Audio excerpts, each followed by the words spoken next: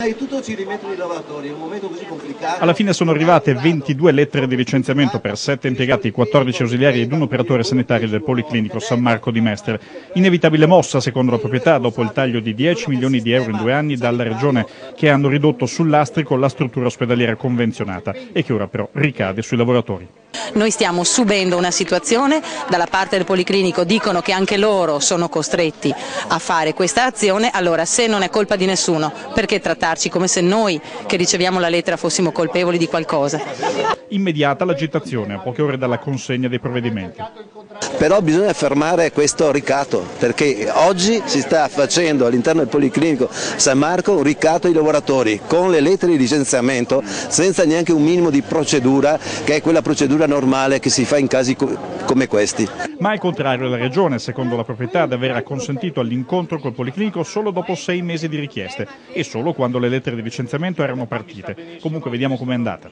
Posti in più, posti letto in più, possono significare nuovamente posti che ritornano? Ovviamente è stata la mia prima dichiarazione che i licenziamenti da 74 sono scesi a 52, dato i 15 posti letto di CSO, di pazienti terminali che ci sono stati dati, rimarrebbero da dare altri 10 posti letto.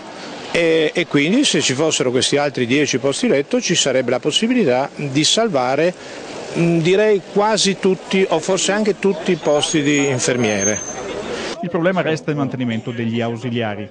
È la categoria ovviamente che dà prestazioni inferiori rispetto alla maggioranza delle altre attività assistenziali, che però nella struttura è sempre stata funzionale, visto che all'interno vi operano persone che da oltre 30 anni. A quanto pare per la Regione Veneto sempre più facile la loro ricollocazione in altre strutture. Ha ribadito che purtroppo il budget rimane, è quello e non si sposta. Penso che quando si è riservato volesse riferirsi alle persone che potrebbero essere sistemate altrove. Notizie che smuovono solo in parte tensione ed amarezza dei lavoratori.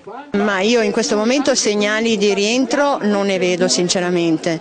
Probabilmente io spero a questo punto ricollocazione in un altro posto, perché segnali di rientro qua non ne vedo, anche perché dovrebbero cambiare un po' i dirigenti per vedere qualche segnale.